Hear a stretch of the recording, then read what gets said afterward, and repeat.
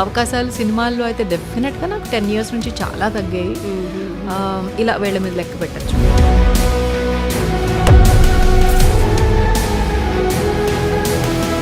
పాట కూడా ఇస్తే maybe I'm retired from the film industry అని నేను అనుకోవచ్చు. ముంబైలో ఒక సింగర్కి మినిమం 5,000 ఇవ్వడానికి అది పెద్ద. Is it? యా. ఆయన కంపోజిషన్లో మేబీ అన్ని హిట్ సాంగ్స్ లేదంటే అంత జర్నీ ఉండటం మూలాన్నో ఏంటో కదా, it gave scope to many rumours. Do you think that way? Maybe he's a fan of you అనటం లేదంటే he's dependent on you for. ఒక జర్నలిస్ట్ నాకు చెప్పారు సచ్ టాక్స్ అనేసి. ఇలాంటి రూమర్స్ విన్నప్పుడు ఏంటి మనం ఇట్లా ఫన్ చేయకూడదా మరి ఇలా.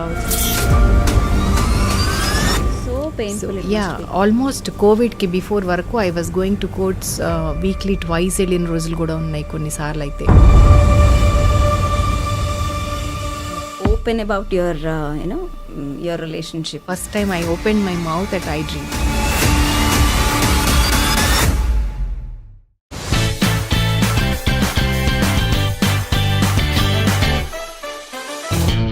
రామ రామ రామ నీలి మేఘశ్యామ రావా రఘుకుల సోమ భద్రాచల శ్రీరామ మా మనసు విరబూసే ప్రతి సుమగానం నీకేలే కరుణించి కురిపించే నీ ప్రతి దీవెన మాకేలే నిరతం పూజించే మాతో దాగుడు మూతలు నీకేలా రెప్పలు మోయక కొలిచామో కన్నుల ఎదుటకు రావేలా Rama Rama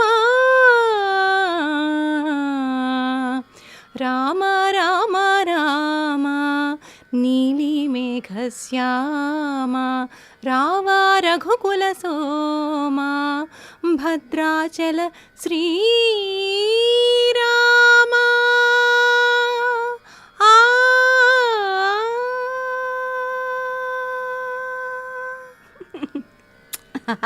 Thank you. Thanks a lot. That was so amazing. So amazing. Very good to start like this. Thank you so And much. ఎందుకు ఇంత మంచి గొంతు సినిమాల్లో ఎక్కువ వినిపించట్లేదు ఇప్పుడు? నాకు అదే డౌట్. నాకు ఎవరిని అడగాలో కూడా అర్థం అవట్లేదు. బికాస్ అందరూ నేను కనపడగానే ఫస్ట్ అడిగే మాట కౌసల్య గారు ఏమైపోయారు, ఎలా ఉన్నారు, అసలు కనిపించట్లేదేంటి, వినిపించట్లేదేంటి అంటారు. నాకు కూడా సడన్గా నేను ఇలా ఏం చెప్పాలో అర్థం కాదు. వాళ్ళు ఎంత అభిమానంతో ఆ మాట అంటారు. బట్ నాకు అదే క్వశ్చన్ యాక్చువల్గా. నాకు అవకాశం ఇవ్వందే నేను వెళ్ళి పాడలేను. సో అవకాశాలు సినిమాల్లో అయితే డెఫినెట్గా నాకు 10 years నుంచి చాలా తగ్గాయి. ఇలా వేళ్ళ మీద లెక్క పెట్టచ్చు. డిక్టేటర్ మూవీ, సో గడిచిని నాయన అండ్ తుపాకీ రాముడులో నేను ఇక లాస్ట్ పాడింది. తర్వాత నేను అసలు ఒక్క పాట కూడా సినిమాల్లో పాడలేదు. అంటే వై డూ యూ థింక్? అంటే అసెస్ చేసుకుంటాం కదా, ఇది అయ్యుండొచ్చు, ఇది అయ్యుండొచ్చు, ఏదో ఒక కారణం మనకి మనం సమాధానం చెప్పుకోవడానికైనా. అంటే ఫ్రాంక్లీ స్పీకింగ్ చాలామంది సింగర్స్ వచ్చారు తెలుగులో వేళ్ల మీద లెక్క పెట్టే సింగర్స్ ఒకప్పుడు ఉన్నారు. బట్ టెక్నాలజీ కానీ రియాలిటీ షోస్ వల్ల కానీ చాలామంది సింగర్స్ పరిచయం అయ్యారు. యంగ్స్టర్స్లో టాలెంట్ కూడా ఉంది. They are all singing really good. వాళ్ళందరికీ ఆపర్చునిటీస్ వస్తున్నాయి. దానికి that is one good thing for which we have to feel happy. Okay, చాలామంది వచ్చారు సింగర్స్ అని. బట్ ఇంకొక రీజన్ ఏంటి అంటే వాళ్ళు చాలా తక్కువ పేమెంట్స్కి పాడడం అయి ఉండొచ్చు. మీరే ఇంటర్వ్యూ చేసిన చాలా ఇంటర్వ్యూస్లో మాకు పేమెంట్స్ అంత సినిమాల్లో రావు, మేము షోస్ గ్రాప్ చేసుకుని సంపాదిస్తాము, మాకు ఇక్కడ చాలా తక్కువ పేమెంట్, లేకపోతే అసలు ఇవ్వరు, చాలామంది ఇవ్వరు అని చెప్పిన వాళ్ళు కూడా చెప్పారు. కాబట్టి అసెస్ చేసుకోవడం ఏంటంటే మేబీ ఒక సీనియర్ సింగర్నో సీనియరో, నేను ఊరికే అంటే ఏజ్ వైజ్ అంటున్నా, మళ్ళీ ఇక్కడ నన్ను కామెంట్స్లో తిట్టకండి. సీనియర్ సింగరా మీరు సీనియర్ సింగరా అంటే మేబీ ఏజ్ నా మీద ఏజ్ వేసుకొని చెప్తున్నా. అఫ్ కోర్స్ ఏజ్ అనేది అందరికీ ఎవ్రీ ఇయర్ యాడ్ అవుతూ ఉంటుంది, everybody is ageing like. So అది నేను ఎప్పుడు ఇక్కడికి తీసుకున్నాను, అఫ్ కోర్స్ అది వేరే విషయం. సో అలా ఒక ఇన్ని పాటలు పాడిన అమ్మాయిని పిలిచి తక్కువ పేమెంట్ ఇవ్వడము, లేకపోతే పేమెంట్ ఇవ్వకుండా వదిలేయటము, ఎందుకు వచ్చిన గొడవ, మనకి ఇంతమంది ప్లెంటీ ఆఫ్ సింగర్స్ ఉన్నారు యంగ్స్టర్స్, వాళ్ళకి పేరు అవసరం అని కూడా ఆపర్చునిటీ ఇస్తే చక్కగా పాడతారు హ్యాపీగా. అమ్మయ్య నాకు డబ్బులు వద్దు, ఆపర్చునిటీ కావాలి చాలు, నా పేరు స్క్రీన్ మీద చూసుకున్న ఎక్సైట్మెంట్స్ అవన్నీ వాళ్ళకి వస్తాయి. కాబట్టి మేబీ అది కూడా ఒక రీజన్ అనుకుంటున్నా, ఐ డోంట్ నో. అంటే సీనియారిటీ రావటం కూడా ఒక థ్రెట్టేనా? డెఫినెట్లీ. కొత్త నీరు పాత నీరు అనేది అన్ని ఇప్పుడు ఒక హీరోయిన్ని మీరు తీసుకుంటే ఒక 10 years ago చాలా రాకింగ్ హీరోయిన్ని తీసుకుంటే ఈరోజు తనని ఎక్కడ చూస్తున్నాం మనం? హీరోయిన్స్ అంటే అది అసలు కంప్లీట్గా వేరు 4 సినిమాలకి అవుట్డేట్ అయిపోతారు. చాలా షార్ట్ స్పాన్ వాళ్ళది. బట్ కమింగ్ టు సింగర్స్, వాళ్ళది కూడా అలాగే అయిపోయిందా ఇప్పుడు? అంటే ఇప్పుడు ఒక చిత్రమ్మని చూసాం, ఒక సునీత గారిని చూసాం. వాళ్ళిద్దరిని పక్కన పెట్టేస్తే మీరే 400 సినిమా పాటలు పాడారు. ఇక సినిమాలను తీసేస్తే కొన్ని వేల పాటలు పాడారు వేరే పాటలు అయితే. సో అంత స్పాన్ ఇప్పుడు ఏ సింగర్స్కి కూడా, ఇప్పుడు వచ్చిన కొత్త సింగర్స్కి, లాస్ట్ 5 yearsలో వచ్చిన సింగర్స్కి, 10 years చూసుకుందాం, లాస్ట్ 10 yearsలో వచ్చిన సింగర్స్ ఎంతమంది 100 పాటలు దాటారు అంటే మనం వేళ్ల మీద లెక్క పెట్టొచ్చేమో. For that reason I feel so happy అనమాట. ఎందుకంటే నేను ఈ కాలంలో పుట్టుంటే, ఒకవేళ అప్పుడు కెరియర్ స్టార్ట్ చేయకుండా ఇప్పుడు జనరేషన్లో పుట్టి ఇప్పుడు అమ్మాయి అయి ఉంటే నాకు ఇన్ని పాటలు, ఇన్ని hit numbers back to back వచ్చేవా అనేది నాకు ఇప్పటికీ డౌటే. ఈ జనరేషన్లో ఉండి వీళ్ళ మధ్యలో నేను ఉండుంటే నాకు ఆపర్చునిటీ చాలా కష్టమై ఉండేదేమో. బట్ రైట్ టైంలో నేను వచ్చి రైట్ టైంలో కొన్ని సాంగ్స్ నా క్రెడిట్లోకి వేసుకొని రైట్ టైంలో నేను సో రైట్ టైం ఎగ్జిట్ అని చెప్పొచ్చు. బికాస్ నేనేం పాడట్లేదు కాబట్టి చాలా సంవత్సరాల నుంచి. Maybe I'm retired from the film industry అని నేను అనుకోవచ్చు. డెఫినెట్గా I'm not expecting any songs also in my near future also. అంటే మీరు ఎక్కువ సినిమా పాటలు పాడకపోవడానికి రీజన్స్ ఒక 2-3 చెప్పారు. అందులో ఇప్పుడు వాళ్ళు అంటే ఇప్పుడు మ్యూజిక్ డైరెక్టర్స్ ఒక సీనియర్ సింగర్ని పిలిచి తనకి తక్కువ పేమెంట్ ఇచ్చి మొహమాట పడటం, నాకెందుకు అంత మొహమాటం, లేదంటే వాళ్ళకి ఎందుకు ఇబ్బంది పెట్టడం అని పిలవకపోవచ్చు. అది వన్ ఆఫ్ ద రీజన్ అయ్యి ఉండొచ్చు.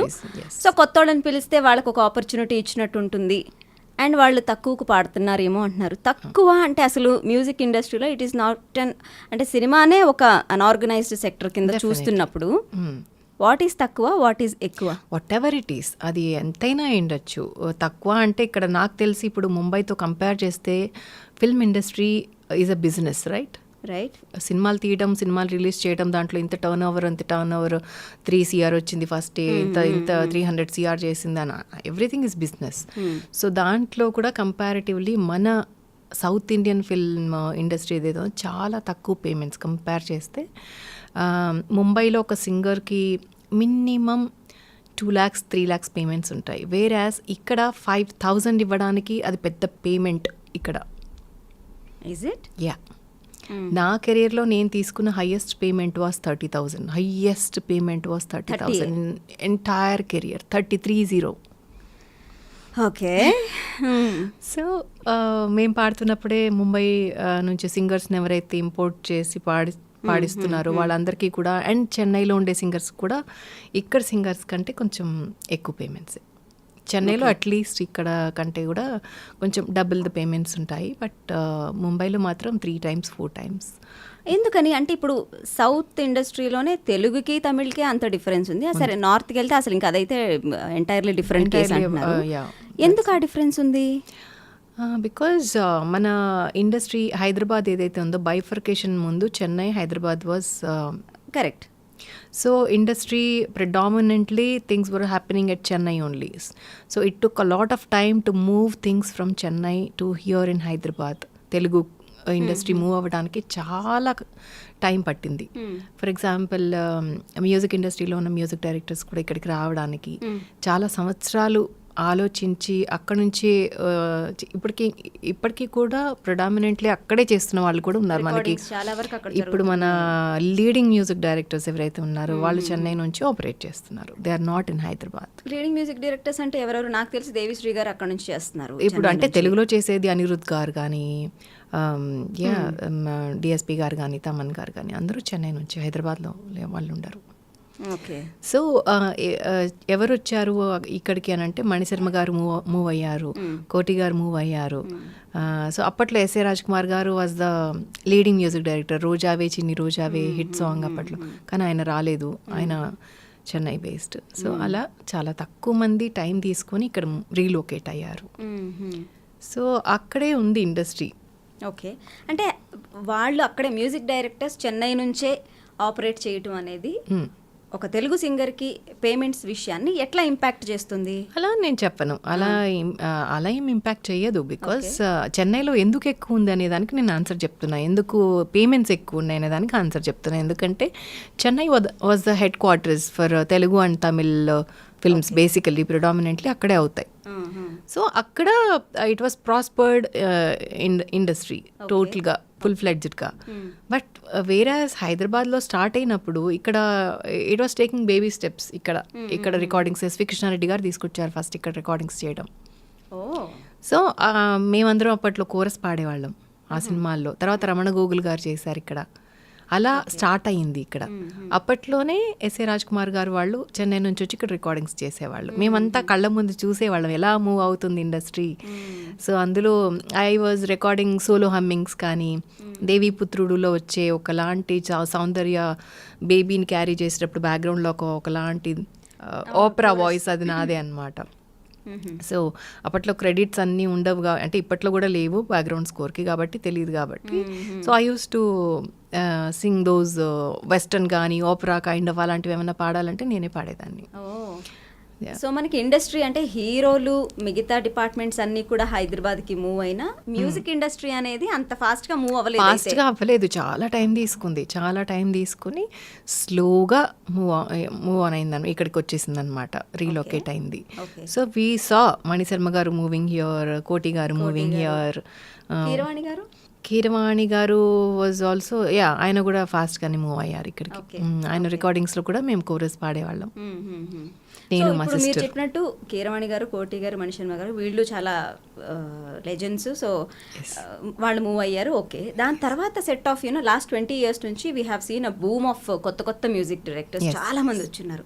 వాళ్ళందరూ తెలుగు నుంచే, హైదరాబాద్ నుంచి ఆపరేట్ చేస్తున్నారు. ఎస్, అంటే ఆర్పి గారు, చక్రి గారు వాళ్ళిద్దరూ ఇక్కడ 2 pillars లాగా హైదరాబాద్లో స్టాండ్ అయ్యారు, హైదరాబాద్ నుంచే వచ్చిన మ్యూజిక్ డైరెక్టర్స్గా. తర్వాత అనూప్ గారు చేశారు, హైదరాబాద్ నుంచే చేశారు. తర్వాత చాలా మంది హైదరాబాద్ లోంచి మ్యూజిక్ డైరెక్టర్స్ చేశారు. సో అలా ప్రాస్పర్ అయిందన్నమాట. అయినా సరే అంటే మనకి ఇంతమంది మ్యూజిక్ డైరెక్టర్స్ ఇక్కడ తెలుగు నేల నుంచి చేస్తున్నా సరే మన సింగర్స్ పేమెంట్స్లో ఎందుకు ఆ హైక్ రాలేదు? ఎందుకంటే అసలు ఇక్కడ ఇండస్ట్రీనే వస్తే చాలు అని అనుకుంటాం మనం. అప్పుడు ఏదో ఒకటి స్టార్ట్ అవ్వాలి ఇక్కడ వర్క్స్. సో ఏదైనా స్టార్ట్ అయినప్పుడు ఏది కూడా అంత డిమాండ్ అంత ఉండదు కదా, ఏమంటారు సప్లై అండ్ డిమాండ్ లాగా అలా ఇక్కడ. ఎందుకంటే అవకాశాలు లేకుండా చాలా మంది ప్లెంటీ సింగర్స్ అప్పటికే ఉన్నారు. సో వాళ్ళకి అవకాశాలు కావాలి. సో బడ్జెట్స్ కూడా ఇక్కడ తయారయ్యే వాటికి బడ్జెట్స్ అంత లేవు. Chennai was the main head quarters కాబట్టి ఇక్కడ అంతా స్ట్రగుల్ అయ్యేవాళ్ళు. ఎలా అయినా సినిమా చేయాలి, ఎలా అయినా సినిమా బయటికి రావాలి. పూరి జగన్నాథ్ గారు అప్పుడే స్టార్ట్ అయ్యారు చేయడం. సో నాకు తెలిసి పూరి జగన్నాథ్ గారు కూడా చాలా లో బడ్జెట్లోనే చేశారు ఫస్ట్ టూ మూవీస్ కానీ. సో అందరూ లో బడ్జెట్ నుంచే స్టార్ట్ అయ్యారు అప్పటి నుంచి. సో ఎవరి దగ్గర అంత బడ్జెట్స్ ఉండుండవు అప్పట్లో నాకు తెలిసి. సో స్టార్టప్లో ఎవరికైనా తక్కువ పేమెంట్స్ ఉంటాయి. కాకపోతే ఏంటంటే స్టార్టప్లో ఉన్నది తర్వాత ప్రాస్పర్ అయినా కూడా అది ఎక్కువ నంబర్స్ పెరగలేదు, అది అలానే ఉండిపోయింది. I have few friends in singers. వాళ్ళతో మాట్లాడినప్పుడు చెప్తా ఉంటారు ఏంటంటే బేసిక్గా ఒక మ్యూజిక్ డైరెక్టర్, ఒక ప్రొడ్యూసర్తో మాట్లాడుకున్నప్పుడు ఇంత బడ్జెట్ అని ఇచ్చేస్తారు, he will give to the entire musicians who ever it is. True, very true. తీసుకుంటారంటే 1 లక్ష తీసుకున్నారంటే ఎవరెవరికి ఎంత ఇవ్వాలి అనేది ఆయన చేతిలోనే ఉంటుంది. ఎగ్జాక్ట్లీ. సో మనకి ఇవ్వరు, అసలు మనకు ఆపర్చునిటీ ఇచ్చిందే ఎక్కువలాగా వాళ్ళు. But not everybody, like few. నేను విన్నది కొంతమంది అలా ఉన్నారు, కొంతమంది చాలా ప్రాంప్ట్గా. కీరవాణి గారు వాజ్ ఫెంటాస్టిక్. అసలు ఆయన అసలు డిలే ఉండటం కానీ చాలా వాల్యూ ఇస్తారు సింగర్స్కి. Even I heard Devi Sri Prasad గారు ఇస్ దట్ వే. కీరవాణి గారికి నేను ఎగ్జాంపుల్, నేను పాడాను వల్లంకి పిట్ట వాజ్ ద హిట్ సాంగ్, వెంగమాంబాలో పాడాను. తర్వాత రమ్యకృష్ణ గారి సినిమా ఒకటి పాడాను. బట్ ఆయన చాలా ప్రాంప్ట్ అసలు. కీరవాణి ఇంకా బయట వాళ్ళకంటే ఇంకా కొంచెం ఎక్కువ వేసైనా ఇమ్మీడియట్గా పంపించేస్తారనమాట. సింగర్స్కి వాల్యూ ఇవ్వడం అంటే కీరవాణి గారి తర్వాత ఎవరైనా. ఓకే. అంటే ఇప్పుడు మీరు చూస్తే బాహుబలిలో కూడా చాలా యంగ్స్టర్స్ని, కొత్త వాళ్ళని, అంత పెద్ద ప్రాజెక్ట్కి ఎవరు అంత వాల్యూ ఇచ్చి అంత యంగ్స్టర్స్ని స్టార్టప్లో ఉన్న వాళ్ళని తీసుకొని నిజంగా గ్రేట్ ఆయన. అంత ఎంకరేజ్ ప్రాంప్ట్గా ఇస్తారు అంటే హౌ, అంటే ప్రాంప్ట్గా ఇవ్వటం అంటే ఏంటి, అసలు ప్రాంప్ట్గా ఇవ్వకపోవడం లేదంటే అసలు ఇవ్వకపోవడం అంటే ఏంటి? ప్రాంప్ట్గా ఇవ్వడం అంటే అదొక లైక్ సాంగ్ పాడగానే అదొక ఈవెంట్ లాగా పెట్టుకొని ఇమ్మీడియట్గా క్లియర్ చేసేయడం, మంచి పేమెంట్ ఇవ్వడము, వచ్చిందా లేదా అని కూడా చెక్ చేయడము, ఇది అది ఒక ట్రీట్మెంట్. ఒక సింగర్కి ఒక ట్రీట్మెంట్ అనేది ఆయన ఫెంటాస్టిక్ అసలు. అంటే ఆఫ్ కోర్స్ అంటే డిప్లొమాటిక్గా నేను అడిగినా సరే మీరు చెప్పలేరు కొన్ని answers. So Keeravani garu he's very prompt in payments అంటున్నారు. ఎస్. హూ ఈజ్ నాట్ అంటే మైండ్లో ఒక 10 పేర్లు తిరిగినాయా మీకు? హూ ఈజ్ నాట్ అంటే నాకంటే ఇప్పుడు జనరేషన్ బాగా చెప్పగలుగుతారు, ఒకవేళ చెప్పగలిగితే. I don't think so it's relevant now because I'm almost retired. Yeah. No, you don't say that you're retired. Of course. Balasubrahmanyam గారు ఏమిటి లాస్ట్ మినిట్ దాకా పాడాలనే ఉంటుంది. బట్ ఒక విషయం ఏంటంటే సినిమా ఇండస్ట్రీ తోటే పాటలు ఆగిపోవు. ఇప్పుడు ఓటీటీస్ కానీ చాలా ఎక్స్పాండ్ అయింది, ఆపర్చునిటీస్ కానీ ప్లాట్ఫామ్స్ కానీ. యూట్యూబ్ ఒకటి ఉంది, యూట్యూబ్లో ఒరిజినల్ సాంగ్స్ పెట్టుకోవచ్చు వీడియో పర్పస్లో. అండ్ స్పాటిఫై, ఐట్యూన్స్లో కూడా మన సాంగ్స్ రిలీజ్ చేసుకోవచ్చు. Plenty of opportunities if you want to do something. అలా మీరు ఇప్పుడు నేను రిటైర్ అయిపోయాను అంటున్నారు. Only for the film industry, Telugu film industry. ఇప్పుడు మళ్ళీ మీకు ఆపర్చునిటీస్ వస్తాయి, మీరు పాడతారు. That is our hope. వస్తే ఈ రోజు ఇప్పుడైనా పాడతాను. So you should never say that you are retired. One thing. Second thing is ఇప్పుడు సింగర్స్ని చూస్తున్నట్లయితే ఇప్పుడున్న ఫిమేల్ సింగర్స్లో లాస్ట్ 10 yearsగా చూసినట్లయితే ఎవరైనా they made some really good mark అంటే గీతా మాధురి తర్వాత నాకు తెలిసి ఇంకెవరు అంత స్ట్రాంగ్గా ఒక మార్క్ క్రియేట్ చేసినట్టయితే కనిపించలా. మెరుస్తున్నారు. Ramya Behra is really sing well and there are also other singers who are making mark for themselves. But Geetha పాడినన్ని పాటలు కానివ్వండి, తను క్రియేట్ చేసినంత ఇంపాక్ట్ కానివ్వండి, నాకు తెలిసి దాని తర్వాత ఎవరు క్రియేట్ చేయాల. But as in for male singers, ఆ మేల్ సింగర్స్ డామినేషనే నడుస్తూ ఉందా అని నాకు అనిపించింది. What do you say? Suppose male singers అంటే హైదరాబాద్లో can you mention any male singer name బాగా వినపడేది? మేల్ సింగర్స్కి అసలు అంత క్రేజ్ వీళ్ళు ఇవ్వరు, అమ్మాయిలకి ఎక్కువ ఇస్తారు. ఇప్పుడు ఇన్స్టాగ్రామ్లో కూడా అమ్మాయిల పోస్టులకు వచ్చిన లైక్లు అబ్బాయిలకి రావు అనేది ప్రతి చోట నాకు మన అందరికీ వినపడే కంప్లైంట్. సో అమ్మాయిలకి తొందరగా పేరు వచ్చేస్తుంది because they look beautiful, they appear on stage, right, అలా అని. బట్ డామినేషన్ అని నేను అనుకోను. ఒక పాట పాడాలంటే మేల్ వాయిస్ ఎంత అవసరమో ఫీమేల్ వాయిస్ కూడా అంత అవసరము. కాకపోతే మేల్ సోలోస్ ఎక్కువ ఉంటాయి, ఫీమేల్ సోలోస్ చాలా తక్కువ ఉంటాయి. ఫీమేల్స్కి సోలో సాంగ్స్ దొరకవు ఎప్పుడు కూడా. మీరు అబ్జర్వ్ చేస్తే డ్యూయట్ ఉంటుంది. కాకపోతే ఇప్పుడు కొంచెం ఐటెం సాంగ్స్ లాగా వచ్చాయి కాబట్టి కొన్ని పాటలు ఇప్పుడు అంటావా మామ is a solo song I guess కదా, అలాంటివి ఇప్పుడు వస్తున్నాయి తప్ప మెలడీస్లో మనం వెతుక్కోవాలి.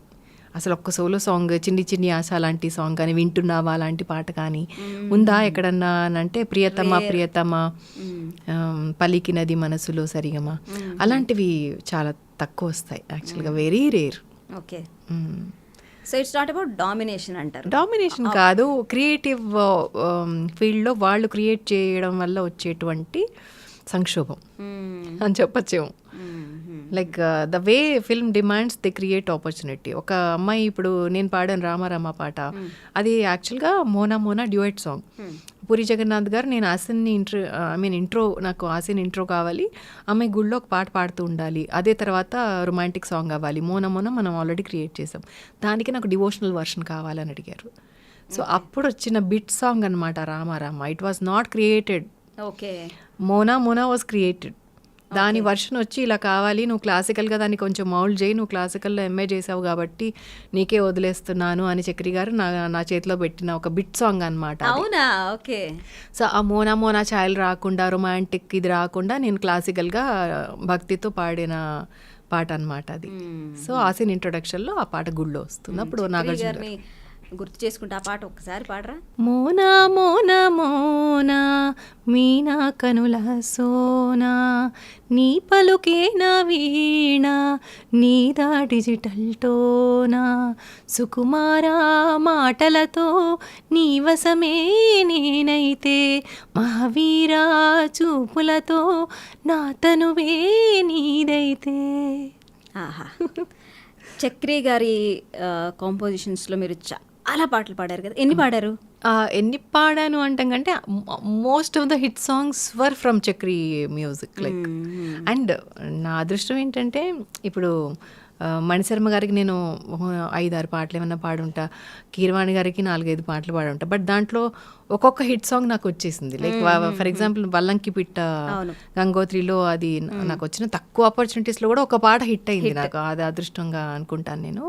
చక్రి గారి మ్యూజిక్ డైరెక్షన్లో వేరాజ్ చాలా బంచ్ ఆఫ్ హిట్స్ ఉన్నాయన్నమాట, బ్యాక్ టు బ్యాక్. లైక్ లంచ్కి వస్తావా మంచికి వస్తావా, జుమ్ జుమారే జుమ్ జుమ్ జుమ్, మళ్ళీ కుయవే గువ్వా, ఇలా వరుసగా నువ్వు అక్కడుంటే నేను ఇక్కడుంటే, గుండెల్లో ఏదో సడి గోలిమార్లో, ఈరోజే తెలిసింది, ఈరోజే తెలిసింది, లేలేత నవ్వులా పింగాణి బొమ్మల, చాలా ఒక list of songs were super hit.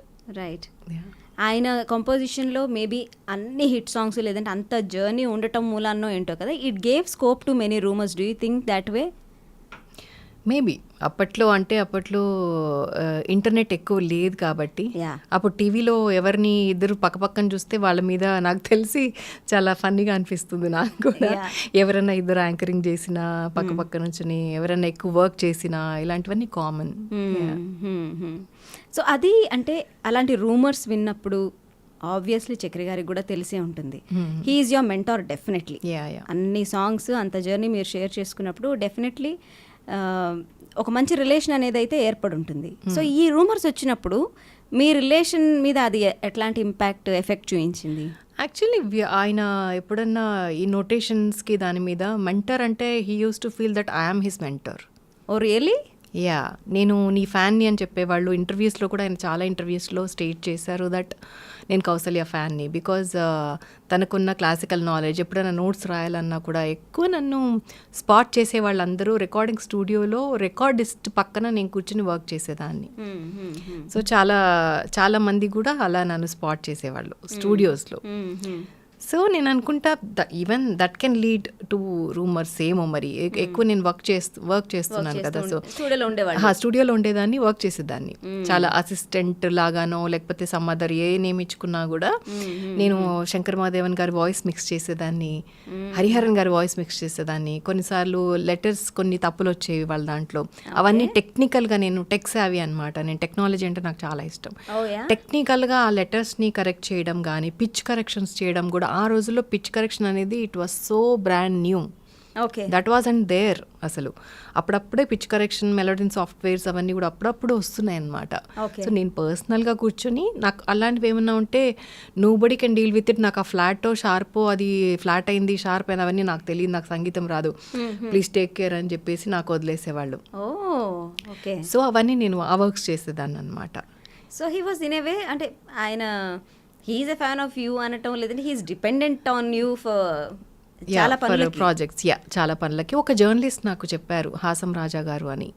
So that led to such talks అనేసి. నేనన్నా వర్క్ చేయడంలో తప్పేంటండి, ఇంకా అది అలా అని కూడా అంటే ఇంక మనం ఏం చేయలేము. లైక్ నేను నవ్వేశాను అనమాట. See but I love working like that అనమాట. అంటే నేను కంపోజర్ కూడా, ఫస్ట్ నుంచి కూడా నేను కంపోజరు.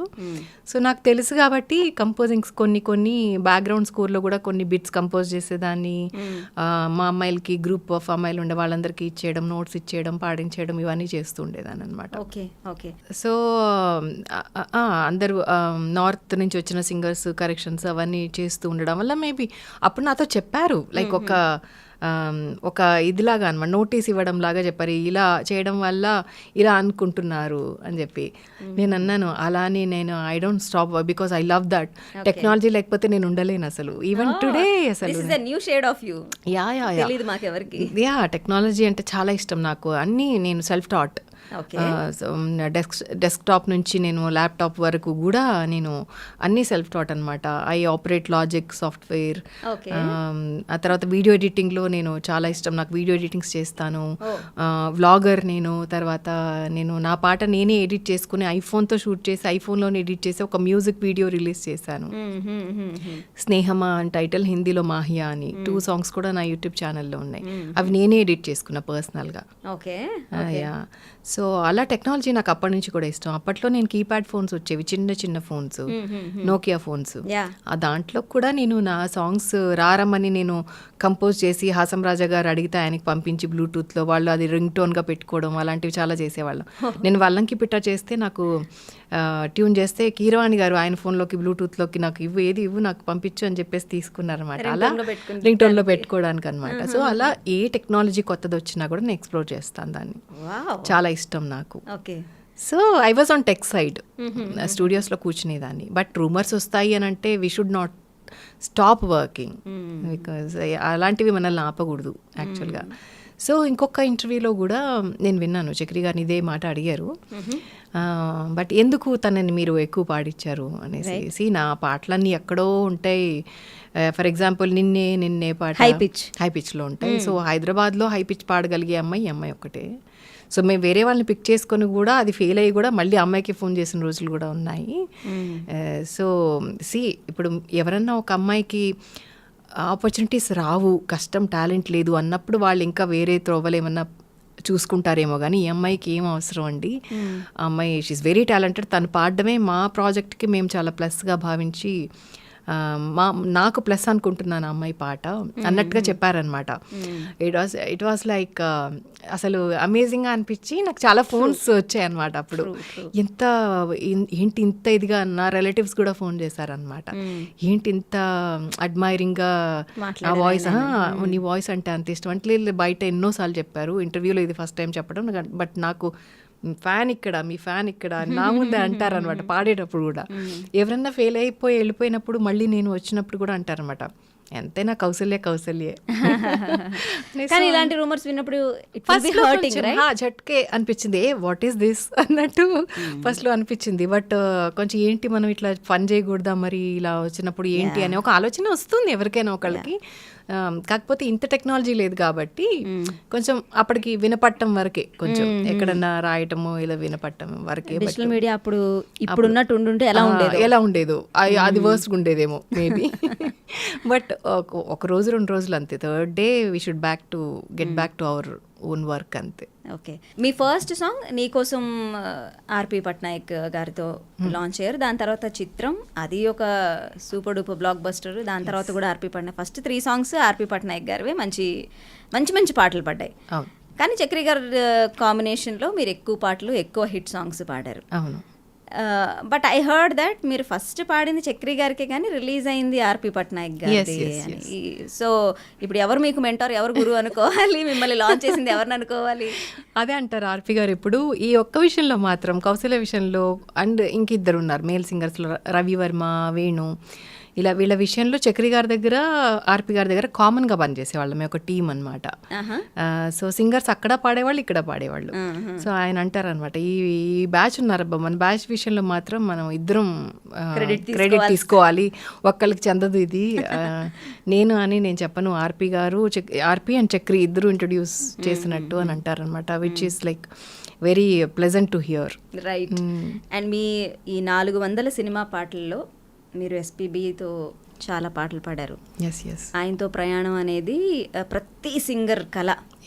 ఇప్పుడు పాపం ఇప్పుడున్న సింగర్స్కి ఆ అదృష్టం లేకపోయింది. అవును. బట్ మీరు ఎస్పీబీ గారితో ఎన్ని పాటలు పాడారు? బంచ్ ఆఫ్ సాంగ్స్ పాడా. ఎస్పెషలీ నా సిగ్నేచర్ సాంగ్ అని, రారమ్మని అవును వాళ్ళిద్దరు ఇష్టపడ్డారు. ఆ పాట మాత్రం నిజంగా నేను ఊహించలేదు.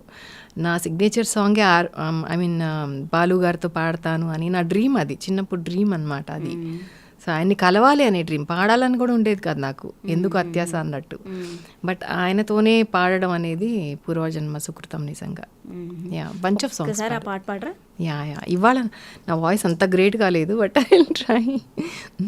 రారమ్మని రారమ్మని రామచిలుక పిలిచెను ఈ వేళల్లరి వెల్లువగా చల్లని పల్లవిగా మల్లెల పల్లకిగా రానా ఉకిరి బికిరిగా మిక్కిలి మక్కువగా చుక్కల పక్కకు గొనిపోనా లేలెమ్మని లేలేలెమ్మని లేత గాలి తాకెను ఈ వేళ మాటల కందని ఊసులతో మనసే నిండిన దోసిలితో. అసలు బాలు గారు అంత పెద్ద షాక్ ఇస్తారని ఎవ్వరూ అనుకోలేదు అస్సలు. Yeah it was so unfortunate అసలు. ఇట్ వాజ్ ఇట్లా అయిపోయింది. అవును, మేము వి ఆల్ స్టార్టెడ్ ప్రేయింగ్, అసలు అందరం ప్రేయర్స్ చేద్దాము, మాస్ ప్రేయర్స్ అలా అని ప్లాన్ చేసుకుంటున్నాం. బట్ హీల్ కమ్ బ్యాక్ అని అనుకుంటున్నాం అందరం. But that was a bad phase. అసలు అస్సలు బయటికి రాలేకపోయాం అసలు ఇప్పటికీ కూడా. Kaushal garu, you're open about your personal things, open about your you know your relationship. మీరు నిజంగా you have gone through this much అని మీరు మాట్లాడేంత వరకు తెలియదు ఎవరికి. అవును. అండ్ మీరు మాట్లాడిన తర్వాత నిజంగా చాలామందికి మీ మీద ఒపీనియన్ మారిపోయింది.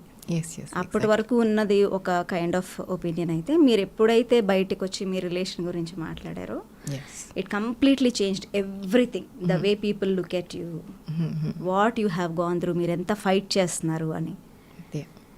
అంటే what made you come out and talk అండి మీ relations, what has gone wrong? Actually నేను అసలు బయటికి వద్దామని ఎప్పుడూ నా ఉద్దేశం లేదు. ఒక్కసారి మాత్రం ఎప్పుడు కూడా పోలీస్ స్టేషన్లో కానీ ఎక్కడైనా ఫైలు చేసినా కూడా ఎప్పుడు ఒక నోట్ పెట్టేదాన్ని వాళ్ళకి, కొంచెం క్రైమ్ స్టోరీస్కి ఇవ్వకండి, బయటికి రానివ్వకండి, మీకే ఇది మీడియాకే వెరీ ష్యూర్ అనమాట. ఇది క్రైమ్ స్టోరీ కింద వచ్చేస్తుంది. ఎక్కడైనా న్యూస్ వస్తుంది కదా డెఫినెట్గా, షీ ఫైల్డ్ కంప్లైంట్ అన్నట్టు, అబ్యూజ్ అయినట్టు అవన్నీ వస్తాయి. కాబట్టి నేను I made sure that I notify them to not put it on the media side. So అది ఒక్కసారి ఏమైందంటే అది వెళ్ళిపోయింది మీడియాకి, నేను చెప్పడం మర్చిపోయాను వాళ్ళకి. సో అది వెళ్ళిపోయింది, అది ప్రతి చోట టీవీలు అన్నిట్లో వచ్చేసింది. తర్వాత ఇంకా అందరికీ తెలిసినప్పుడు ఇంకా అడిగారు. ఐ డ్రీమ్ నుంచే ఫస్ట్ ఇంటర్వ్యూ ఇచ్చింది కూడా నేను, ఇంకెక్కడ ఇవ్వలేదు. First time I open my mouth at I dream. So అప్పుడు కూడా నాకు ఏంటంటే మాట్లాడడం వల్ల నీలాంటి చాలామంది అమ్మాయిలు ఏదైతే ఫేస్ చేస్తున్నారో కొంచెం అంటే వాళ్ళకి గైడెన్స్ ఇచ్చినట్టు ఇన్స్పైరింగ్గాను ఉంటుంది, చాలా వాళ్ళకి అందరికీ చాలా హెల్ప్ అవుతుంది, మోటివేట్ చేసినట్టు ఉంటుంది, నిజంగా చాలా హెల్ప్ అవుతుంది.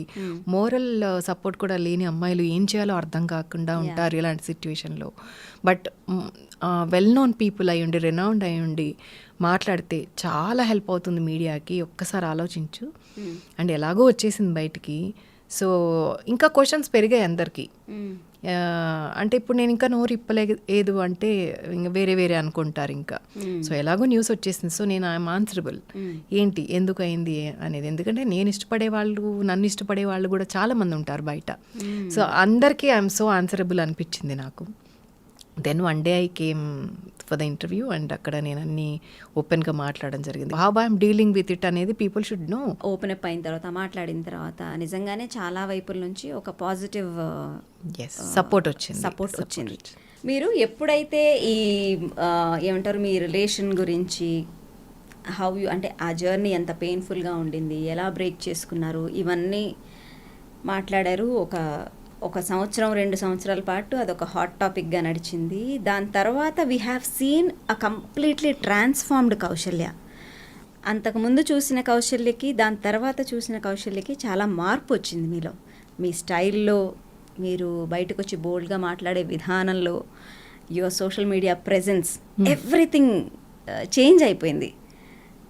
ఎందుకు అలా? అంటే మీ పర్సనాలిటీని మీరు ఎట్లా మౌల్డ్ చేసుకుని, అంటే మీరు ఇంటెన్షనల్గా చేశారా? Nothing as intentional. యాక్చువల్లీ నేను I went with the flow. Okay. అంటే నేను మీకు అలా కనిపించానేమో కానీ నాకు ఇప్పటికీ కూడా కొన్ని కన్సర్న్స్, కొంచెం భయం, కొంచెం బెరుకు ఉంటూనే ఉంటాయి నాకు ఎప్పుడు. అంటే నాకు ఏంటంటే సిట్యుయేషన్ అలా ఫోర్స్ చేయబట్టి నేను అలా అన్నోయింగ్లీ అలా వెళ్ళాను అంతే. అంటే దాన్ని ఫేస్ చేస్తూ ఐ రోమ్డ్ అరౌండ్ కోర్ట్స్, కోర్ట్స్కి వెళ్ళేదాన్ని, పొద్దున్నే బాక్స్ పెట్టుకొని మంచినీళ్ళ బాటిల్ పట్టుకొని ఇలా అంతా కట్టేసుకొని మళ్ళీ ఎక్కడ గుర్తుపడతారో ఎక్కడ మీడియా ఉంటుందో అని ఇంకో గేట్ నుంచి వెళ్ళి లోపల కూర్చొని అవర్స్ టుగెదర్ ఆ జనాల మధ్యలో అసలు ఇక్కడ ఒకళ్ళు ఉంటే ఇక్కడ మీద ఉంటారు అక్కడ అందరూ. అంత క్రౌడ్ ఉంటుంది అక్కడ ఎప్పుడు కూడా కోర్ట్స్లో. So painful. ఆల్మోస్ట్ కోవిడ్కి బిఫోర్ వరకు I was going to courts weekly twice వెళ్ళిన రోజులు కూడా ఉన్నాయి కొన్నిసార్లు. అయితే ఫాస్ట్ అప్ చేయండి ప్రొసీజర్స్ అన్నప్పుడు వీక్లీ ట్వైస్ కూడా. సో అవన్నీ తిరిగి అయితే ఏంటంటే because of my son I could like stand, అంటే విత్ ఇన్ స్టాండ్ నాలో నేను ఇట్లా స్టాండ్ అయ్యాను అంటే only because of my son and my family. మా చెల్లెలు మా తమ్ముడు అనమాట. 1 year గ్యాప్తోనే మేము అందరు ఫ్రెండ్స్ లాగా ఉంటాం, ముగ్గురు సిబ్లింగ్స్ కూడా. So most of the times నా సిస్టర్ నాకంటే 1 year చిన్నగానే నాకంటే చాలా పెద్దదానిలాగా ఎప్పుడు చిన్నప్పటి నుంచి లీడ్ తీసుకుంటుంది తనే. ప్రతి ఇవన్నీ హ్యాపెనింగ్ అప్పుడు కూడా ప్రతిదీ నేను అమ్మతో చెల్లెలతో ఫస్ట్ ఫోన్ అక్కడికే వెళ్ళేదన్నమాట. సో ఇలా అవుతుంది ఇంట్లో, ఇలా అవుతున్నాయి, చాలా కష్టంగా ఉంది, ఇలా నేను వెళ్ళిపోయింది వాళ్ళ ఇంటికి ఫస్ట్. బట్టలు తీసుకొని బాబుని తీసుకుని వెళ్ళిపోయి తల దాచుకోవడానికి, సిట్యుయేషన్ నుంచి పారిపోవడం. వెళ్ళిపోయే పరిస్థితి ఎప్పుడు వచ్చింది, ఎందుకు వచ్చింది? 2012లో వచ్చింది. Because everybody knows the reason. I don't want to talk about it like మళ్ళీ again. So the reason was second marriage, అక్కడ ఇల్లీగల్ మ్యారేజ్. సో వెళ్ళిపోయినప్పుడు తను గైడ్ తీసుకుంది. తనేంటంటే నిన్ను నువ్వు మర్చిపోయినప్పుడు ఒక సిబ్లింగ్ వచ్చి ఏమనుకుంటున్నావు నువ్వు, you are such a personality that everybody look up to, you have such talent, నీకేం తక్కువ అంటే మీకున్న శక్తిని తను గుర్తు చేయాలి. అలా గుర్తు చేసేది. నేను చాలా బెంబేలు పడిపోయేదాన్ని. పిల్లవాడు ఉన్నాడు చేతిలో ఎలా అన్నట్టు ఉండేదాన్ని ఎప్పుడు చూసినా. బట్ తను చాలా స్టేబుల్ అనమాట. అంటే అఫ్ కోర్స్ ప్రాబ్లంలో లేని వాళ్ళకి మాట్లాడడానికి ధైర్యం ఉంటుంది, ఒక బాగా గైడ్ చేయగలుగుతారు, క్లారిటీ ఉంటుంది, ఎలా చెప్పాలి వీళ్ళకి అనేది. బట్ తను షీ వాజ్ ఫెంటాస్టిక్. అసలు ఇప్పుడు కూడా even today she is fantastic. నాకు మోర్ దన్ అ ఫ్రెండ్ అనమాట మా చెల్లి. తను సుధా, తను కూడా ప్లే బ్యాక్ సింగర్. ఇద్దరు వీడియోస్ చూస్తా ఉంటాను. సో తను అనేది అనమాట, బుజ్జి అని పిలుస్తుంది అనమాట. బుజ్జి నువ్వు ఆసం, నీకేం తెలియట్లేదు, ఏం పర్వాలా, పోయినవన్నీ పోనీ, అయినా కూడా you can get along. My strength, తనే స్ట్రెంగ్త్. తర్వాత ఇప్పుడు మావాడికి ఇప్పుడు 19 years. అక్క అని పిలుస్తాడా? వాళ్ళ ఫ్రెండ్స్ అనుకున్నారట అక్క అనుకున్నావు రా అని చెప్తుంటే వాడు నాకు వియర్డ్గా అనిపించింది అంటాడు వాడు. బట్ నువ్వు రాకు స్కూల్ కంటాడా, యూ లుక్ సో యంగ్ అమ్మ అంటాడు అనమాట. సో వాడు ఎప్పుడైతే టీనేజ్కి వచ్చి తర్వాత ఒక్కొక్క 1 year అర్థం చేసుకుంటూ వచ్చాడు, అమ్మా you have gone through such అని వాడి కన్సర్న్ నాకు ఎప్పుడైతే చూపిస్తాడో ఒక మదర్కి, మోర్ దెన్ ఎనఫ్. మనం ఫేస్ చేసింది ఒకటి చాలు పో, అర్థం చేసుకుంటోంది నా ఫ్యామిలీ అన్న ఆనందం ఏదైతే ఉంటుందో అది మనకి అన్నీ మొత్తం ఎరాజ్ చేసేస్తుంది అనమాట. పాతవన్నీ అసలు నాకు సంబంధం లేదు. So now I'm very good. మీ అబ్బాయి ఎప్పుడు అంటే అన్ని దగ్గరుండి చూసుంటాడు, మీరు ఏం పడ్డారో, ఎన్ని నిద్రలేని రాత్రుడు గడుపుంటారో, ఎంత ఏడ్చుంటారో, ఇవన్నీ తను చూసుంటాడు. అట్ ద సేమ్ టైం వాళ్ళ నాన్నగారిని కూడా చూసుంటాడు, ఆయన ఎలా ట్రీట్ చేశారు ఏంటిదని. ఆ జర్నీలో తనకి ఎప్పుడు మిమ్మల్ని అనలేదంటే నీది కూడా కొంచెం తప్పు ఉందమ్మా అని ఎప్పుడు అన్న సిచ్యువేషన్ ఎప్పుడు రాలేదా? నెవ్వర్ అసలు. నన్ను ఇంకా అడ్మైర్ చేయడం స్టార్ట్ చేశాడు ఈ మధ్య. అంటే నీలాగా అంత స్టేబుల్గా, అంటే ఇన్ని జరుగుతున్నా కూడా ఏదో పరిగెత్తి ఇంకొక తప్పు చేయడము, లేకపోతే నాకు ఇన్ని కష్టాలు వచ్చాయని ఇంకొకటి చేయడము, ఇంకొక అలవాట్లు చేసుకోవడము, ఇంకొక సర్కిల్లోకి వెళ్ళిపోవడము, అలాంటి బ్లండర్స్ అవుతాయి యూజువల్గా. కానీ ఎలా అమ్మా నువ్వు ఇలా అంటే ఈ రోజుకి నువ్వు ఒకే చోటు ఉన్నావు అప్పటి నుంచి ఇప్పటికీ కూడా, నీకు రిగ్రెట్స్ లేవు, నువ్వు ఒక బ్లండర్ చేశాను ఆ టైంలో అని ఎప్పుడు రిగ్రెట్ అవ్వాలా? అంటే మేము ఫ్యామిలీలో మాట్లాడుకునేటప్పుడు కూడా అన్ని డిస్కస్ చేసుకునేటప్పుడు వీళ్ళు అన్నోయింగ్లీ వింటూ ఉంటారు ఏం జరిగింది అనేది. ఎవ్రీ ఫేజ్ అనేది వాళ్ళకి తెలియకుండా ఉండదు. సో అంటాడనమాట, అన్ని ఎక్కడ చూసినా కూడా ఒక్కటి కూడా నీకు అసలు వేలెత్తి చూపించడానికి కూడా ఉండదు, నీకు కూడా ఏం రిగ్రెట్స్ లేవు, బట్ ఇంత నీట్గా ఎలా మెయింటైన్ చేసుకున్నావమ్మా, దట్ ఈస్ సో సర్ప్రైజింగ్ అని అంటాడనమాట. అంటే ఇంకా మెచ్యూర్ అవుతారు వాళ్ళు, ఇంకా జస్ట్ 19 year old. కానీ మీకు భయమే లేదా ఈ రిలేషన్ బ్రేక్ అయ్యేటప్పుడు? ఎదుగుతున్న కొడుకు, స్టేబుల్ ఇన్కమ్ లేకపోవటం, ఇవన్నీ కూడా ఒక కైండ్ ఆఫ్ ఇన్సెక్యూరిటీ, ఎంత భయం ఆ ఫేజ్ అంతా అసలు ఎట్లా ఉండేదండి? అమ్మో, నాకు అసలు రేపు ఏంటి అనేది తెలియదు. నేను రెంట్ పే చేయాల్సి వస్తే ఎంత పే చేయగలుగుతాను, అసలు ఎంత అఫోర్డ్ చేయగలుగుతాను, నాకు ఎంత ఇన్కమ్ వస్తుంది నెలకి. అక్కడ చూస్తే పాటలు లేవు. సినిమాలో పాటలు అనేది వెరీ మచ్ ఏమంటారు దాన్ని, ఆ ఇన్కమ్ అనేది it's not secured. Like every month ఇంత వస్తుందనే సెక్యూరిటీ లేదు మనకి అక్కడ. అప్పటికే తగ్గిపోయాయి నాకు. కాకపోతే అప్పటికి షోస్ ఉన్నాయి నాకు. 2012, 13 తానా, 14, 15 అప్పుడు ఎవ్రీ ఇయర్ కూడా వన్స్ నేను యూఎస్లో షోస్కి వెళ్ళి ఒక స్టాండర్డ్ అమౌంట్ పట్టుకుని వచ్చాను. కాబట్టి నాకు అంత కంగారే లేదు. అంటే అక్కడికి వెళ్ళి షోస్ చేసుకొస్తే డాలర్స్ కన్వర్షన్ కదా. సో కొంచెం బాగానే ఒక 2-3 ఇయర్స్కి, ఒక 1 ఇయర్లో ఒకసారి వెళ్ళి వచ్చామంటే ఆ 1 ఇయర్కి పర్లేదు, మనం సర్వైవ్ అవుతామని గ్యారంటీ ఉంది. సో అందుకని కొంచెం నాకు అంత బెంబేలు ఎత్తలేదు అనమాట. తర్వాత మళ్ళీ డౌన్ అయింది. 2015 నుంచి మళ్ళీ యూఎస్ షోలు కూడా నేను ఎక్కువ వెళ్ళలేదు. కోవిడ్ వచ్చిన తర్వాత మొత్తం జీరో అయింది. ఒక ఆన్లైన్లో 2 సార్లు ఏమో ఈవెంట్స్ చేసాం యూఎస్ వాళ్ళకి, అంతే. సో అప్పుడు కూడా తగ్గింది. కాకపోతే online classes were going on, Covid కాబట్టి. సో అప్పటి నుంచి స్టేబుల్గా ఉంది. It was not bad, not good also. Right. నా సర్వైవల్కి ఓకేలా ఉందనమాట. అందుకే నేను ఎప్పుడన్నా ఆల్బమ్ సాంగ్స్ అని అంటున్నాను, నేను ఎందుకు పెట్టలేకపోతున్నాను వాటి మీద, నేను ఇన్వెస్ట్ చేయలేకపోతున్నానంటే దిస్ ఇస్ ద రీజన్. ఎందుకంటే నా కొడుకు చదువులకి ఎంత పెట్టాలో తెలియదు. ఇప్పటికే I'm staying at rented house, rent కడుతున్నాను. రెంట్ కట్టాలి, వాడివి చూసుకోవాలి, ఎక్కడ ఏమవుతుందో తెలియదు. ఎప్పటికప్పుడు ప్రిపేర్డ్గా ఉన్నట్టు ఉండాలి. తర్వాత మన మీద మనం ఎంత పెట్టుకోవచ్చు, మనం ఎంత లావిష్గా ఉండాలి. ఇప్పటికీ నా శాంట్రో కారే వాడుతున్నా నేను. This is the time I need to change it. డెఫినెట్గా దాని రిజిస్ట్రేషన్ కూడా ఇప్పటికి 20 years అయింది.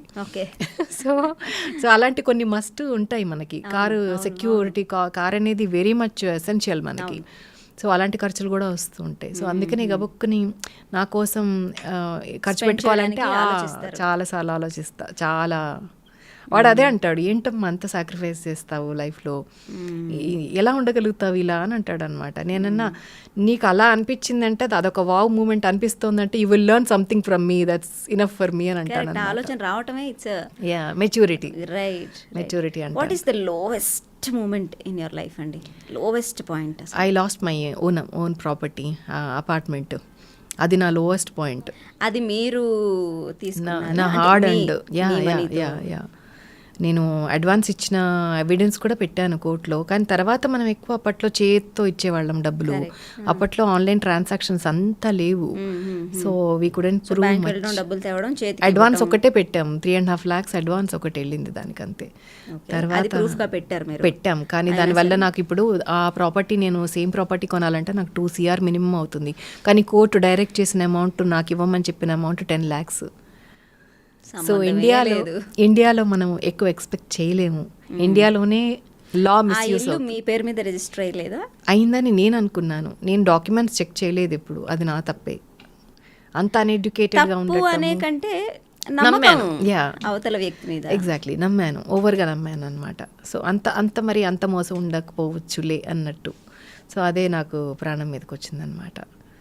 సో అది చాలా లోవెస్ట్ మూమెంట్. అక్కడి నుంచి నేను ఎప్పుడైతే 2014-15లో we moved out of the house, we had to, and evict చేసి ఇక్కడ రెంట్ హౌస్కి ఎప్పుడైతే వచ్చానో అప్పుడు కొంచెం పించింగ్గా ఉండేదన్నమాట. అయ్యో, నాకు ఎప్పుడు రెంటెడ్ హౌస్లు మారుతున్నప్పుడు అప్పుడు ఇష్టం లేకే నేను ఓన్ హౌస్కి రిజిస్టర్ చేసుకున్నాను అనమాట. ఈ షిఫ్టింగ్లు ఉండకూడదు లైఫ్లో, ఈ కంఫర్ట్ అనేది నాకు కంపల్సరీ కావాలి అని చెప్పి I was so keen on it. So Santro car కొన్నానప్పుడు అండ్ ఇల్లు 2 చేసుకున్నాను ఫస్ట్. దాంట్లో నా కారు ఒక్కటే మిగిలింది నాకు, ఇల్లు కాస్త వెళ్ళిపోయింది. సో ఇప్పుడు మళ్ళీ నేను రెంటెడ్ హౌస్కి మళ్ళీ బ్యాక్ టు పెవిలియన్ లాగా మళ్ళీ మొదటి మూమెంట్కి వచ్చేటప్పటికి నాకు కొంచెం అది పించింగ్ పెయిన్ లాగా ఉండేదన్నమాట. అయ్యో నా ఇల్లు అన్నట్టు ఉండేది.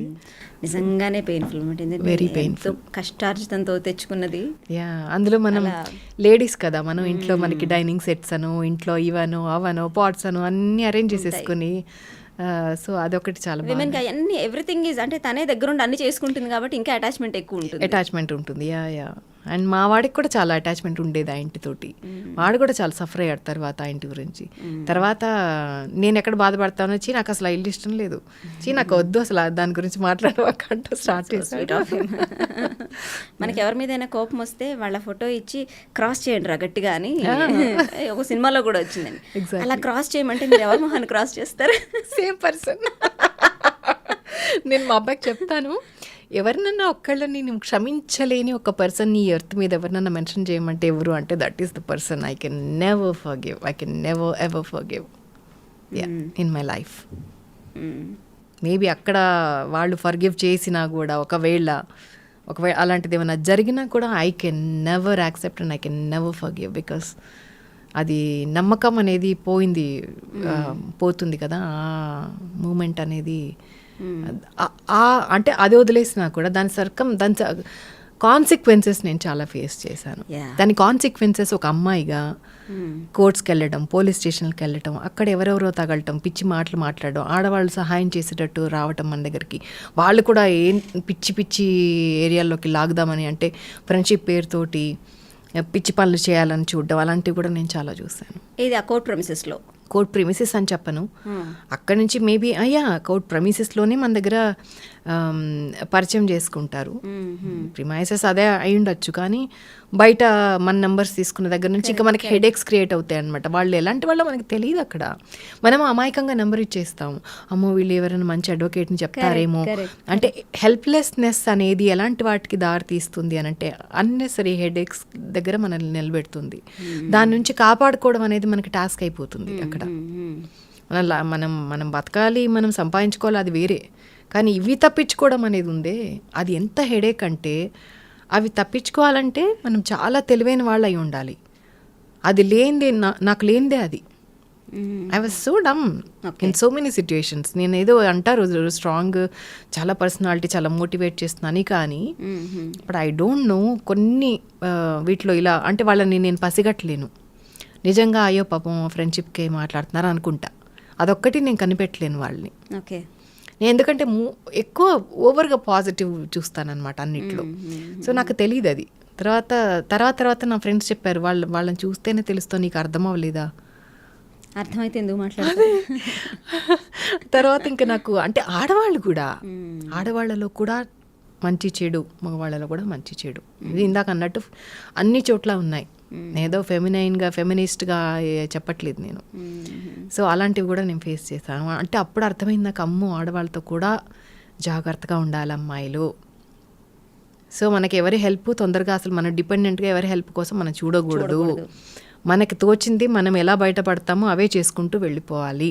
మ్యాక్సిమం మన స్ట్రెంగ్త్ మనం పెంచుకోవాలి, మనమే స్ట్రాంగ్గా ఉండాలి, మనమే డీల్ చేసుకోవాలి, మన హెడేక్ మనదే అనేది అక్కడ నేర్చుకున్నాను నేను. At the same time any day మనం ఏం చేసినా సరే కొంత నెగటివిటీ అనేది వస్తూనే ఉంటుంది కదా. Percentage anyways that will be there any day any time. మిమ్మల్ని బాగా బాధ పెట్టిన సందర్భాలు, ట్రోల్స్ ఇట్లాంటివి ఏమున్నాయి? చాలా తక్కువ అని చెప్పాలి. మేబీ నన్ను ఒకటే బ్యూటిఫుల్గా ఉండదు ఈవిడ, అందంగా ఉండదు అనే విషయాల్లో కొంత నేను చదివాను నెగిటివిటీలో. అంటే కంపేర్ చేసి సింగర్స్లో somebody else is meant for beauty, not she like అన్నట్టు కొంతమంది whereas she is natural beauty, that is the original beauty, she is the beauty అనే వాళ్ళు కూడా ఉన్నారు. మీ పాస్ట్ రిలేషన్ నుంచి ఇప్పుడు మీరు కంప్లీట్గా ఆ బంధనాలన్నీ తెంచేసుకున్నారా? ఎప్పుడో 2012 2008 నుంచి అది నడుస్తూ ఉండింది. సో అప్పటి నుంచి కూడా all alone, and before that also I was alone. Okay. So it is completely over now. I am mother, అంతే, మదర్ మూడ్. ఓకే. సో అంటే ఇంకా హాంటింగ్ ఏమైనా ఉన్నాయా లైఫ్లో? హాంటింగ్ ఏం లేవు, కాకపోతే నేనే ఇంకా చాలా సాధించాల్సింది ఉండింది, కానీ ఎక్కువ నేనేం ఎఫర్ట్స్ పెట్టలేదు అని అంటే మా అబ్బాయి చాలా సీరియస్గా వస్తాడు అనమాట. What are you even talking, ఏంటి after making so much fame and name your talking this అమ్మా, your so generous to say that. No, అంటే దిస్ అంటే నువ్వు చాలా ఎర్న్ చేసావు లైఫ్లో, you have fame, you have name, and నువ్వు అంత కష్టపడి పాడావంటే నేను పాడాను, కానీ ఎవరో క్రియేట్ చేసి ఇచ్చిన ఆపర్చునిటీ నేను పాడాను. Whereas I'm composer myself, what I was doing, నేను క్రియేట్ చేసుకోవచ్చు కదా నా కోసం, నేను ఎక్కువ చేయలేకపోయాను అలాంటివి అని అంటాను. బట్ ఎందుకు చేయలేకపోయావు మరి అని అడుగుతాడు. ఎందుకు చేయలేదు అంటే దానికి ఒక బడ్జెట్ కావాలి. ఇప్పుడు నేను ఒక పాట ట్యూన్ చేసేస్తా, నా దగ్గర ఉంది, నా బ్యాంక్లో పడి ఉంటుంది, దాన్ని బయటకు తేవాలంటే I should hire a keyboard player, I should hire a studio, అన్నీ కనెక్టెడ్ విత్ మనీ. మంచి కంటెంట్ తేవాలంటే టీం కావాలి, టీం వర్క్ ఉండాలి. అదేదో అలా అయింది. కానీ చాలా మంచి కామెంట్స్, మెసేజెస్ వస్తున్నాయి అనమాట, చాలా బాగుంది చాలా బాగుంది అని. బట్ అలాంటివి చేయాలి అని అనిపించింది నాకు. ఇండిపెండెంట్ మ్యూజిక్ అని ఇప్పుడు చాలా మంది చేస్తారు, వాళ్ళ పాటలతో ముందుకు వస్తున్నారు. దాంతో ఏం సాధిస్తారు ఇండిపెండెంట్ మ్యూజిక్ వల్ల? ఏం వస్తుంది? రికాగ్నిషన్? యా ఇప్పుడు ఓన్లీ మన ఇండియాలో మాత్రమే ఇండిపెండెంట్ సాంగ్ అనేది అసలు ఆ ఏరియా లేదు ఒకప్పుడు. మనకి లేదు. ఎందుకంటే 80s లో కూడా ఒక ఫాల్గుని పథక్ కానివ్వండి, లక్కీ అలీ కానివ్వండి, అసలు independent music was ruling then. ఇప్పుడు ఏమైంది అసలు? ఉంది ఇప్పుడు, ఎందుకంటే రాహుల్ సిప్లిగంజ్ వచ్చిందే ఇండిపెండెంట్ యూట్యూబ్ సాంగ్స్ తో కదా. అండ్ ఈవెన్ మంగ్లీ ఈరోజు టుడే మంగ్లీ తను షైన్ అవుతుంది అంటే only because of her YouTube channel కదా. తర్వాత ఫిల్మ్స్ లో ఆపర్చునిటీస్ ఇచ్చారు. సో ఆర్టిస్ట్ హిట్ అవ్వాలనుకుంటే దేర్ ఆర్ ప్లాట్ఫామ్స్. అందుకే ఒరిజినల్ మ్యూజిక్ ఎప్పుడు కూడా ఒక ప్లాట్ఫామే అందరికీ కూడా. వై నాట్ అందులో హిట్ అయిన వాళ్ళు చాలా మంది ఉన్నారు. అంటే ఆ సాంగ్ అంటే మేబీ డిపెండ్స్, అంటే అంత తొందరగా రాదు, వ్యూస్ అనేవి తొందరగా రావు. ఇప్పుడు నా పాట సినిమా పాటలకు వచ్చిన వ్యూస్ నేను ఇప్పుడు ఇండిపెండెంట్ సాంగ్ పెడితే దాంట్లో చాలా స్లోగా వెళ్తాయి అవి, ఎందుకో తెలీదు. బట్ మన వాళ్ళకి ఇంకా తెలియదు కదా మేము కూడా ఇలాంటివి చేస్తాము అనేది. మేబీ టైం పడుతూ ఉండొచ్చు, బట్ చేయాలనుకుంటే ఇప్పుడు ఆడియోస్ స్పాటిఫైలో వెళ్తున్నాయి, సో బయటకైతే వస్తున్నాయి పాటలు. ఓన్లీ ఆడియో కూడా మనం రిలీజ్ చేసుకోవచ్చు without video. So that is one good thing. So independent music is all about showing your own talent, కూడా ఒక ప్లాట్ఫామ్. అది చేస్తూ ఉంటే ఇప్పుడు ఒక యూట్యూబర్ కి చాలా బడ్జెట్స్ కావాలి. అది నేను అనేది ఏంటంటే ఖర్చు పెట్టి వీడియో తీసే ఒక ప్రొడ్యూసర్ కావాలి దానికి. So even including me, everybody look up to a producer who can like at least spend on video. At least audio మేము స్పెండ్ చేసుకున్నా కూడా మేము ఆడియోకి కూడా తక్కువేం అవ్వదు, చాలా అవుతుంది. 2 lakhs వరకు ఒక సాంగ్కి ఖర్చు పెట్టాల్సి ఉంటుంది. సో అది అట్లీస్ట్ మేము ఖర్చు పెట్టినా అప్పటికే మా పని అయిపోతుంది. అమ్మా మనం ఖర్చు పెట్టేసాం అయిపోయింది. ఎవరన్నా వీడియోకి క్రౌడ్ ఫండింగ్ కానీ ఏదైనా ఫండింగ్ ఉంటే బాగా రిచ్గా వస్తుంది పాట. రిచ్గా వచ్చినప్పుడు వ్యూస్ వస్తాయి. మనం సరిగ్గా చేయనప్పుడు వ్యూస్ కూడా రావు, అప్పుడు చేసి కూడా ఉపయోగం ఉండదు, అప్పుడు సాంగ్ కూడా హిట్ అవ్వదు. అంటే వీడియో అంత డిమాండ్ ఉంది ఇప్పుడు, వీడియో కరెక్ట్గా చేస్తేనే ఆడియో కూడా హిట్ అవుతుంది. So it is all package అన్నమాట ఆడియో వీడియో అనేది. సో అది ఇక్కడ problem. So marketing oneself is also very important కదా. అంటే మనం ఇప్పుడు ఎస్పెషలీ అంటే మాకు ఆల్రెడీ సినిమా ప్రొఫైల్ కాంట్రిబ్యూట్ చేసింది. What if the person who is starting from the scratch, new కమర్స్కి వాళ్ళకి ఆర్టిస్ట్ ప్రొఫైల్ మెయింటైన్ చేసుకోవాలంటే ఫస్ట్ నుంచి కష్టపడాలి వాళ్ళు. ఒక క్వశ్చన్ అడుగుతాను ఇప్పుడు మిమ్మల్ని, అస్సలు నో అఫెన్స్ ఎట్ ఆల్ అండి. Okay, you are a single parent, ఇప్పుడు ఎక్కువ ఆపర్చునిటీస్ లేవు. What is the main source of income to ఫ్యామిలీని ముందుకు సర్వైవ్ అవ్వడానికి? This is a very good question.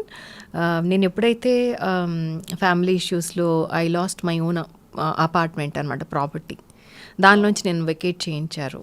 So అది నా పేరు మీద కాకుండా వాళ్ళ పేరు మీదకి ఎలా వెళ్ళిపోయిందో నాకు ఈ రోజుకి తెలీదు. నాకు అసలు ఫైనాన్షియల్ మ్యాటర్స్లో నాకు అసలు అప్పుడు లేదు ఇప్పుడు లేదు నాలెడ్జ్ నాకు. So I lost whatever I have earned, hard earning money అంతా కూడా పోగొట్టుకున్నాను. సో తర్వాత అప్పుడు నాకు ఇదే క్వశ్చన్ వచ్చింది, ఎలా బాబున్నాడు, ఎలా ఇప్పుడు ఓన్ హౌస్ కూడా లేదు అంటే I need to pay rents, ఆ రెంట్ కూడా నాకు రావాలి, ఎలా అని చెప్పి నేను ఆన్లైన్ మ్యూజిక్ అకాడమీ స్టార్ట్ చేశాను. కౌసల్య మ్యూజిక్ అకాడమీ నా పేరే పెట్టుకున్నాను, సో దట్ ఈజీగా అందరికీ తెలియడానికి. కౌసల్య మ్యూజిక్ అకాడమీ ఫస్ట్లో మాదాపూర్లో రన్ చేశాను. కోవిడ్ తర్వాత ఇంకా రెంట్స్ వేస్ట్ అవుతున్నాయి అని చెప్పి అప్పటికప్పుడు వెకేట్ చేసేసాం. తర్వాత స్టూడెంట్స్ పేరెంట్స్ అంతా కూడా మాకు అక్కడికి వచ్చి కూర్చుని వెయిట్ చేయడం కంటే కూడా ఆన్లైన్లో చక్కగా ఉంది, మాకు మా ముందు వాళ్ళు నేర్చుకుంటున్నారు, అంటే మేము ఇంట్లో ఉండగానే వాళ్ళు లాగిన్ అవుతున్నారు, చక్కగా వాళ్ళ రూమ్లో వాళ్ళు నేర్చుకుంటున్నారు, బాగుంది, మా టైం సేవ్ అవుతుంది. వాళ్ళకి డిఫరెన్స్ ఏం లేదు, ఇంకా 1-to-1 ఫోకస్ ఉంటుంది ఆన్లైన్లో అయితే. గ్రూప్ సింగింగ్ ఉండదు కదా, ఎందుకంటే ఒకళ్ళు వాళ్ళ ఇంట్లోంచి, ఒకళ్ళు అంబర్పేట నుంచి, ఒకళ్ళు సరూర్ నగర్ నుంచి వస్తే అది సింక్ అవ్వదు ఆన్లైన్లో.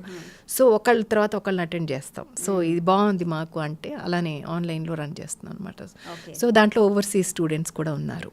ఓకే. సో దానివల్ల జస్ట్ అది నాకు మెయిన్ ఇన్కమ్. నాకు అంటే షోస్ చేస్తున్నాను, షోస్ ఎలాగో ఉంటాయి. మన తానాకు వెళ్ళాను అనమాట, చిత్రమ్మతో స్టేజ్ షేర్ చేసుకోవడం జరిగింది ఫర్ ద ఫస్ట్ టైం.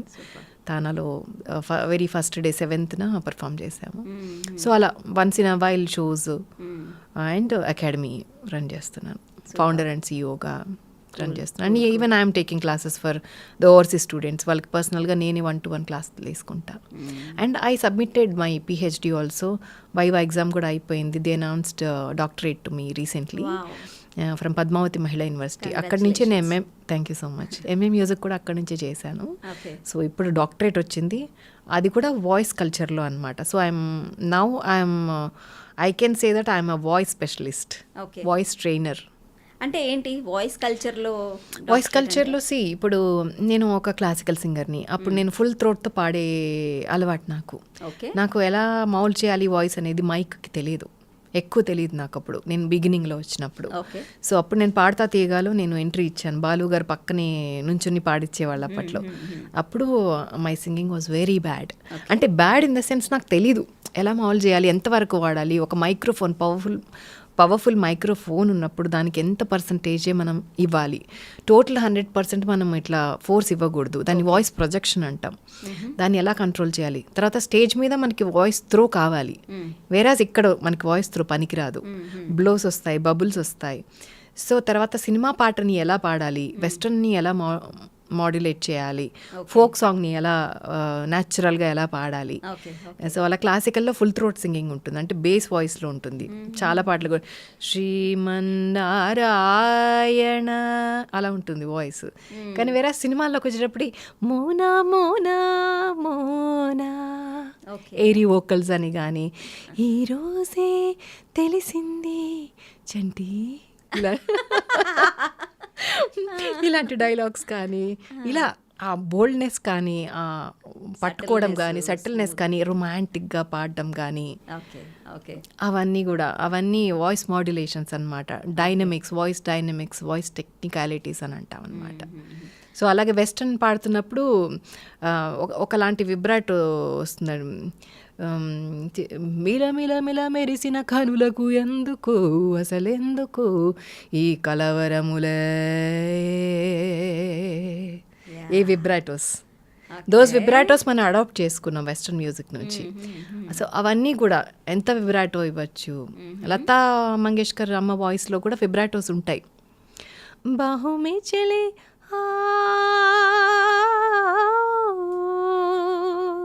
అలాంటివి ఆవిడ చాలా ఫాస్ట్గా ఇస్తారు. ఇంకా నేను ఇక్కడ ఇవ్వలేదు ఇప్పుడు, ఆవిడ చాలా ఫాస్ట్గా ఇస్తారు.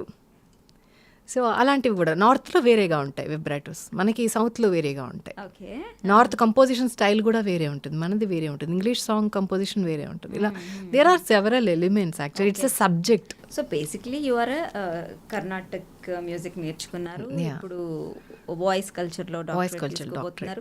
అంటే you seem to be a perfect teacher now. Yeah mentor. So ఎవరైనా సరే నిజంగా ఇఫ్ యువర్ చైల్డ్ మ్యూజిక్లోనే ఒక కెరీర్ చేసుకోవాలనుకున్నారంటే you definitely need a perfect teacher who knows everything. So అన్నీ తెలిసిన టీచర్ కావాలి అనుకుంటే మాత్రం I think she's the only one. Thank you so much. The only one. I see ఈ హాట్ డిస్కషన్ నుంచి కొంచెం చిల్ అవుతాం. Who is your favourite singer ఇప్పుడున్న వాళ్ళలో, ద జెన్సీ ఇప్పుడున్న యంగ్ సింగర్స్లో? Oh you put me in trouble again. There are plenty actually. నాకు Pranavi voice చాలా ఇష్టం. ఓకే, ప్రణవి వాయిస్ చాలా సూదింగ్గా ఉంటుంది. ఇంకా అబ్బాయిలో కూడా చాలా మంది ఉన్నారు. అనురాగ్ కుల్కర్ని చాలా బాగా పాడుతున్నాడు. అండ్ హేమచంద్ర వాయిస్ అంటే ఎప్పటి నుంచో క్రేజ్ నాకు, బట్ చాలా బాగా పాడతాడు. అండ్ దినకర్ సూఫీ పాడితే నాకు చాలా ఐ గో క్రేజీ, చాలా ఇష్టం. హిందీ సాంగ్స్ కానీ ఆ టింజ్ బాగుంటుంది దినకర్ వాయిస్లో. అండ్ కేసీ కూడా, కేసీ చాలా ట్రెడిషనల్ ఈ touch, native touch, Telugu touch ఉంటుంది. దీపు కూడా ఇంక ఇట్లా పెరుగుతూనే ఉంటుంది. అదే మొత్తం అదే 1 2 3 వరుసగా ఉన్న సింగర్స్ అందరి పేర్లు చెప్పండి. ఒక్కొక్కళ్ళలో ఒక్కొక్కటి బాగుంటుంది, ఒక్కొక్కళ్ళలో ఒక టింజ్ బాగుంటుంది. Thank you so much. My pleasure for coming in to the studio and opening up about everything. And you are not retired. Okay, I take my word back. Yeah, you're not at all I'm ready to sing actually. నాకు opportunity వస్తే డెఫినెట్గా పాడతా. And other than films I keep doing some of the other songs project అలా చేస్తూనే ఉంటాను. I try to do. Yeah, it was fantastic talking to you. Thank you so I much. look forward for many independent music songs, and also you will come back in movies. Sure. We are looking back. Thanks looking for that. your words. So sweet of you. Thank you so Thank you much so for much, your Kaushali words. garu. Thank you.